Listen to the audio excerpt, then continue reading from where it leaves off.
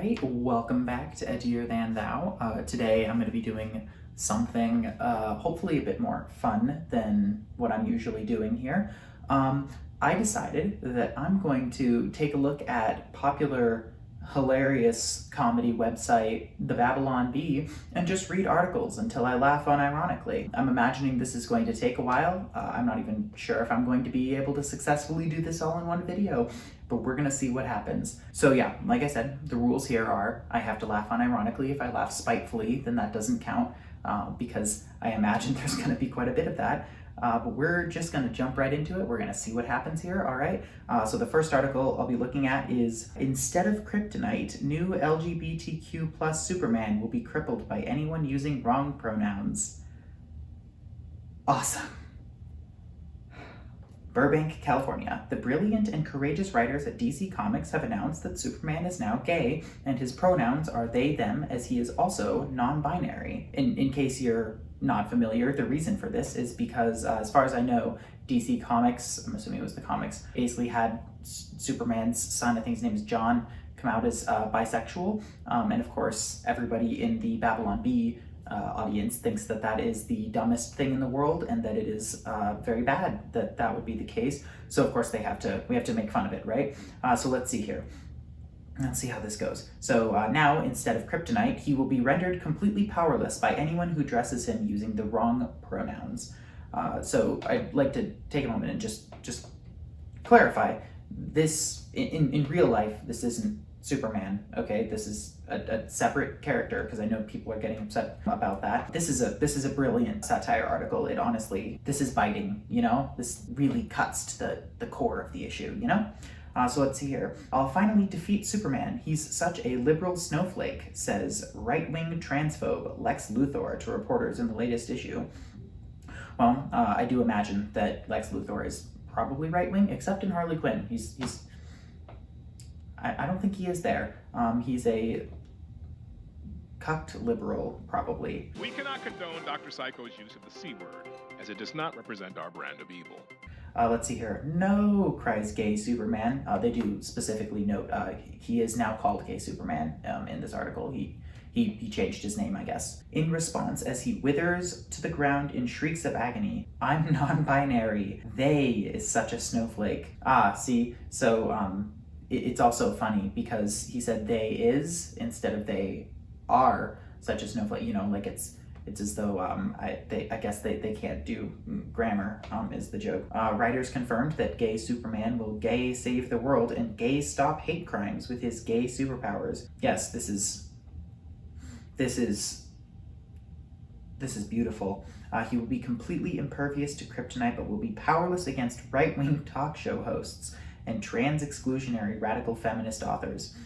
First and foremost, he will be very, very gay. I feel like this should be illegal, not because I have a problem with their speech being out there or them being censored, but I feel like it is a crime to put this content into the world and then have it attack my brain cells like this. You know, like how we regulate alcohol and everything, like you can't sell it above a certain proof, you can't sell it to minors, you know. I feel like this should be age locked, so that when you're reading it, you know that what you're getting into is what's the highest classification of drug? What, Schedule 4, right? That's basically what this is, except you don't get the fun part. But let's see here. Let's find another one. Ooh, let's watch this. This is a video. This is problematic costumes ruin kids' Halloween. So I'm just going to take a guess that this is going to be about like cultural appropriation or something to that effect, because what else would it be about? So the caption is, what costumes are acceptable for Halloween? Which ones are problematic? If you're white, all of them. They're all problematic. That's true. That's true. White people can't wear costumes. This is true. So let's see. Let's see what they have to say here.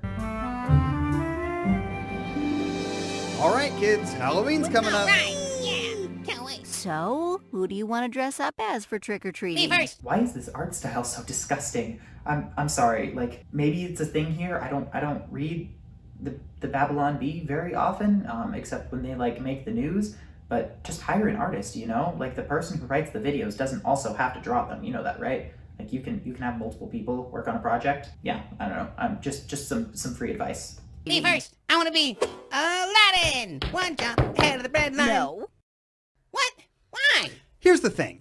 If someone who looks like you dresses as someone who looks like Aladdin, it's going to haunt you for the rest of your life. Is this like a Bo Burnham dog whistle? Are they trying to like signal that actually they're not bigots? When I was 17 on Halloween, I dressed up as Aladdin. But yeah, I mean, I guess, yes, there's reason why people would probably have a problem with wearing an Aladdin costume. I mean, it's not the end of the world. It's not as though people are going to be like destroyed by it, but I don't know. I think it's at least worth thinking about. I don't know. I'm not making any prescriptive claims here, but I mean, feels like it's worth consideration. It's going to haunt you for the rest of your life. Why? It just will. So no Aladdin, you got to think of something else. Yes, that's true. Costumes that you wear when you're like 8 years old they carry on forever, you know? I mean, you remember like when you get to that question on the job application, you know, where like you're sitting there and you're writing down, you know, your age, have you ever been convicted of a felony? And then it's like, have you ever dressed up as? And then, you know, there's like a checklist and it's like all people who aren't white, you know what I mean? Like, gosh. It was pretty embarrassing when I got to that section. I was a problematic 4-year-old. Wanna call us Moonlight? No. No. No. Okay, the kid does deserve to be canceled, but it's not for dressing as Mulan. Okay, then I'm gonna go as Falcon. Pew, pew, pew, pew. Nope. Okay, see, so the previous two were like culturally significant, what's the word? Outfits. I'm sure there's a better word for that. I feel like outfit is kind of just like an intrinsically disrespectful word, which isn't even me like being defensive. It just feels that way, you know? Like when you say outfit, doesn't it kind of feel like you're like a little bit demeaning that person? But whatever, that's not relevant here. I feel like people don't really care all that much if you dress as the Falcon. Like he's just I don't know. Like in the video, the kid is wearing a mask, which kind of implies that he'd be like doing blackface or something. And if that were the case, yeah, people probably would have a problem. But it has less to do with the Falcon costume and more to do with this thing that we've all been aware has been very bad for quite a while. I feel like this isn't really worth continuing. I'm gonna just go a few more seconds, see what happens here. Cinderella? There we go. Cinderella's Hispanic now. Oh my god.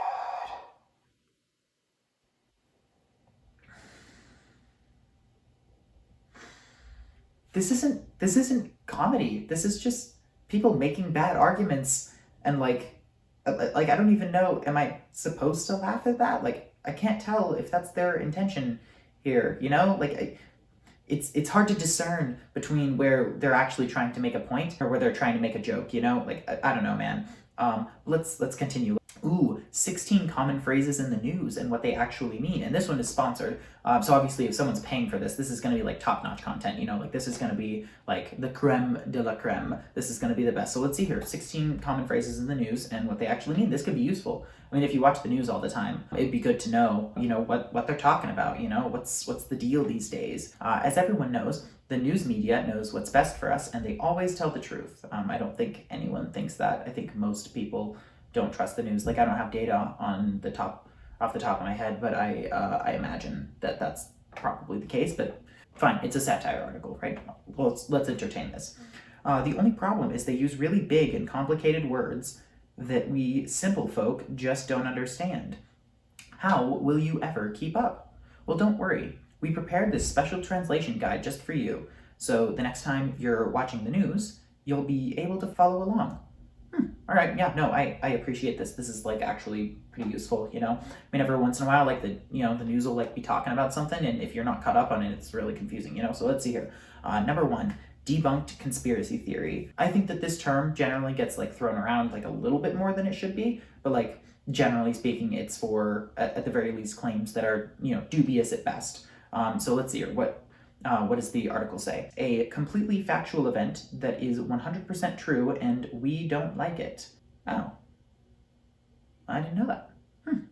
Good to know. With this one, like they're playing a really dangerous game because what they're basically saying with this article, because I mean, like real talk off to the side here, this isn't satire. They're just like putting their opinions in the vague structure of a joke. This isn't some cutting edge fighting attempt to, play the system or whatever. So they're trying to make a point here. And by saying that debunked conspiracy theories are 100% true, I mean, anyone could take that in any direction. So I expect to see 9/11 truthers, maybe QAnon. I mean, it's 100% true according to this article. I mean, oh gosh, Alex Jones was right all along. Honestly, that defamation suit that he just lost, like, holy crap. I mean, I wish that the Babylon Bee had been there, because clearly he should have won, I mean, the stuff he was saying was 100% true, and the media just didn't like it. The lawyers were probably in on it too. You ever try to order a death certificate? They're $20. Anybody can get any one of them. Do you ever try? Farm animal bacterial infection treatment, for which the translation is penicillin. So I'm assuming that this is a reference to the fact that people call ivermectin horse dewormer. You probably have to realize that the criticisms of ivermectin go a little bit deeper than just it being used as a horse dewormer, because if it was being diagnosed by doctors, people probably wouldn't be calling it that, because it's coming from doctors and it's intended for use in humans. I don't know if farm animal penicillin is in any way different from human penicillin. Like, I don't know if they get different mixtures or something in there.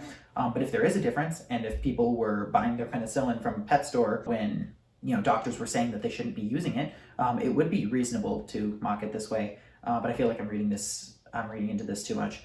So let's hear. Number 4 is conservative panelist. The translation is a guy who once voted for Ronald Reagan, possibly by accident. Hilarious. I mean, I know you can't see it, but I'm laughing very hard.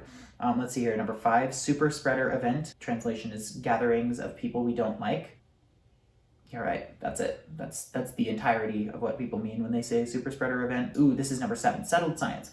A non-reviewed study by a possibly fictitious organization that just came out this morning. Not only is that not a joke, because a joke has to be based on something, that's a dangerous thing to tell people, that settled science is all fake. Ooh, they list here racist dog whistle, and then the description is a super secret whistle that only racists can hear, and only we heard it. The obvious joke here is that anyone who calls out a dog whistle is racist themselves for understanding it. This is entirely based in complete misunderstanding of how dog whistles work. And when people call out dog whistles, it's very often that if you go to the forums, I don't know, the 4chans and whatever, that there will be people who were hearing it and who were a big fan, and other people have just managed to pick up on the things that caused the 4chan people to get all excited. Number 16, this is an apple. The translation is this is a banana, because anytime the media says anything, the opposite is true.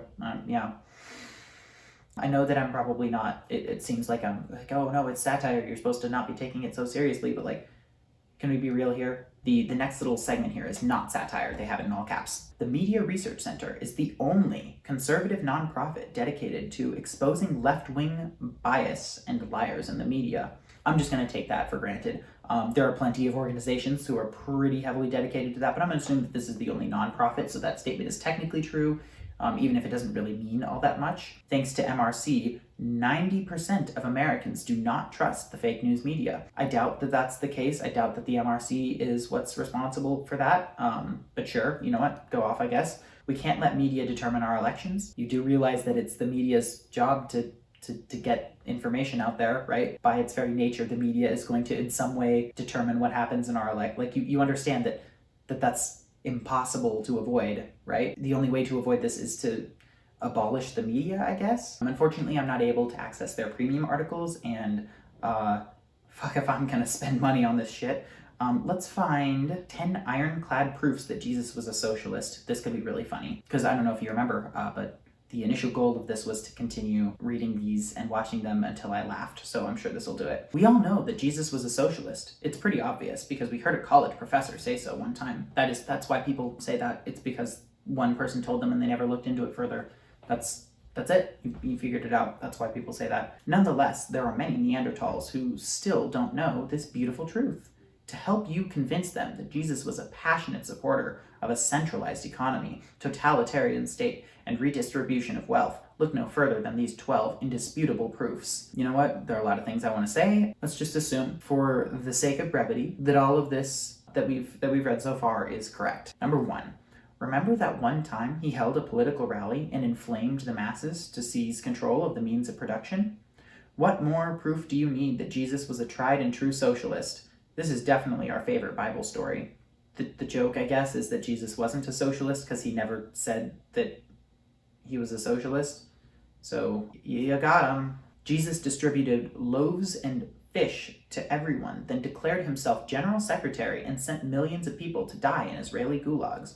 Jesus distributed the food equally after making everyone wait in a 16-hour-long bread line. Then it was the gulag for the non-believers.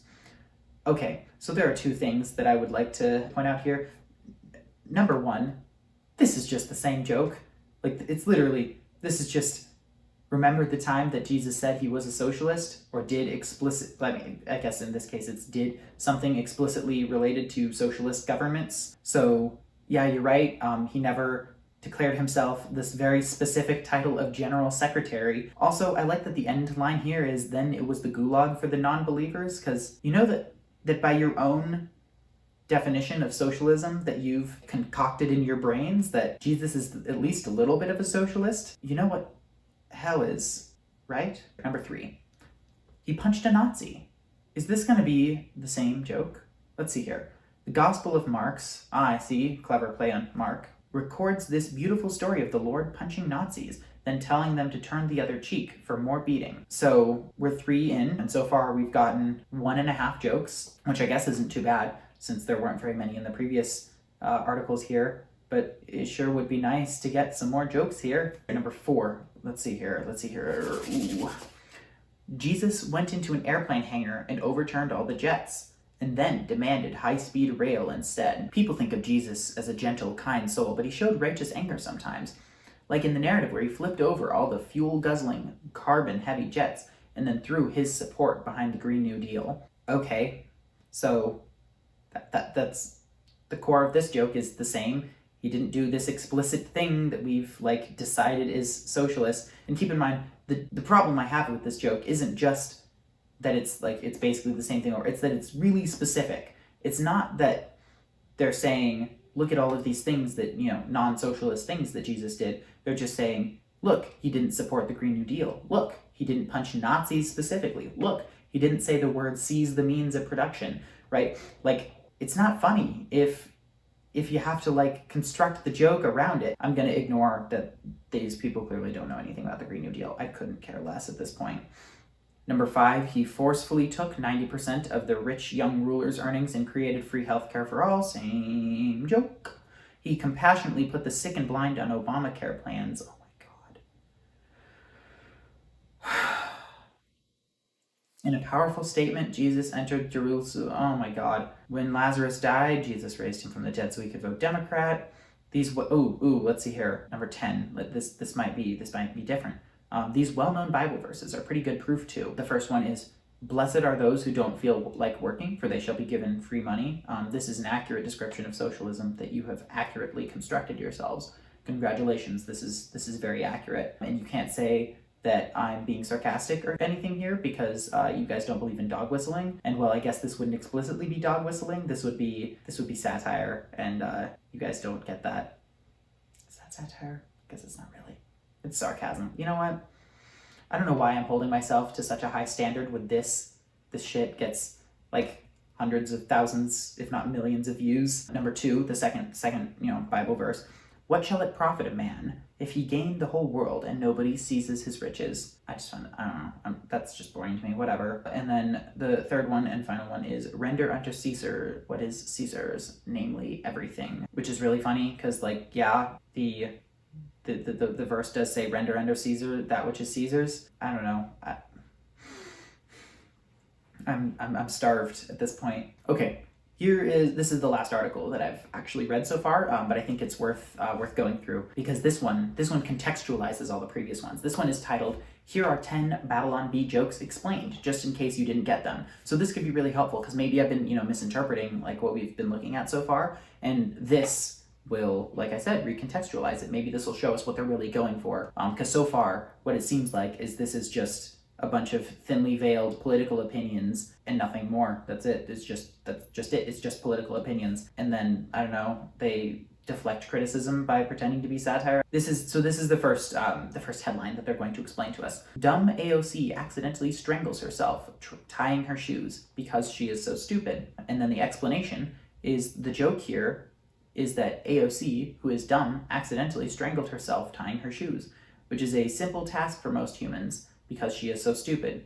Hope this is helpful. All right, well, I imagine that we probably got that joke, but sure, fine. I appreciate the explanation. Excellent Photoshop job, too. Like, I know that The Onion isn't known for incredibly perfect, wonderful Photoshop, but remember what I said about how you can have more than one person work on a project here? You probably don't. You're not listening. You're too busy being silenced. All right, the second article. Democrats call for flags to be flown at half-mast to grieve death of Soleimani. Oh God, remember that whole thing? Wow. I mean, I don't know. This joke is probably kind of a little bit at a disadvantage given the fact that it's such old news, but let's hear their explanation. The joke here is that Democrats called for flags to be flown at half-mast to grieve the death of General Soleimani. Get it? A terrorist died, and Democrats were sad. All right, fine, sure. Kill me. NBA players wear special lace collars to honor Ruth Bader Ginsburg. I literally could not care less. That's not like an insult on the NBA or Ruth Bader Ginsburg. I don't care what they have to say about it. Let's see here. NFL removes all coaches, players, fans who have ever said a bad word. Only Tim Tebow remains. I don't know any of the context behind this because I don't know jack about football or sports or anything of that variety. However, this is mildly funny to me. There's I don't know. I'm assuming that Tim Tebow is a conservative Christian or something. I don't know. But even if he's not, I don't know. It is a little bit mildly funny to consider that. Oh, and it turns out that in their explanation they say, actually, this one's about sports and we aren't really into sports. Awesome. We have something to relate with each other on. So according to them, they don't understand it. And if any one of us gets it, we can explain it to them in the comments. So I'm glad we got through that, right? It is kind of telling that the only joke that they don't understand is the only mildly funny one that they've said so far. But looking at this next one, it looks like we're about to get a second halfway decent joke. Get ready for inspiring. Celebrities spell out, "We're all in this together," with their yachts. You're right. That's it. That's just it. You're right. That is funny. You know what? That is semi-decent satire. Not laugh out loud funny, which is what we're doing this for. But yeah, no, you guys have 2 points now. That's 2 whole points. All right, the next one. Bernie tests negative for president. So this is a COVID joke and a Bernie Sanders joke. All right, fine. So let's hear. Their explanation is the joke here is that Bernie tested negative for president because he is not the president, and also is a dumb socialist. Okay. Cool. The next one is Joel Osteen sails luxury yacht through flooded Houston, and I am already so bored I could not even care. Joel Osteen sucks and everything, so we probably agree, but it wasn't that funny. I guess it was fine. You know what? We're gonna count that as a third point.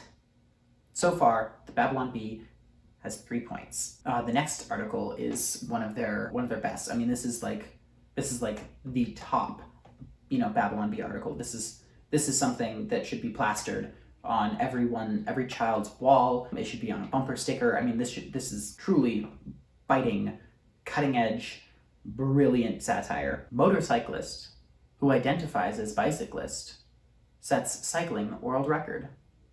Get it? Because trans women. Did you get it? Because it's attack helicopter.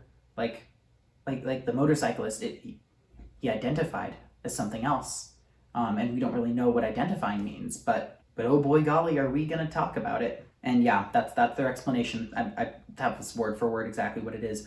So the next article, man identifying as 6-year-old crushes game-winning homer in T-ball championship. Wait a minute, that's the same joke. That's exactly the same joke. Well, let's see here. Maybe the explanation, maybe that recontextualizes this. The joke here is that a grown man identified as a 6-year-old. Hey, wait a minute. That's the same joke. Get new material, B. So they acknowledge it's the same joke, and then they throw up their hands and basically just say, well, what do you expect us to do? So that's not great. You do realize that in order to respond to criticism, which this objectively is, people do criticize you for this, you have to actually respond to it, right?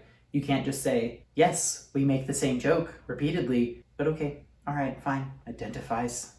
Brilliant. So that was the worst thing I've ever seen in the world, and I never want to do it again. That said, I probably will do it again, because as much as it sucked, I had fun reading sucky things, so I will probably continue to post these for a little while. If you enjoy this sort of content, you should do the liking thing and the subscribing thing, and then I will thank you for it. I probably won't, because I probably won't know who you are, but I will appreciate it in my heart, and that's really all that matters.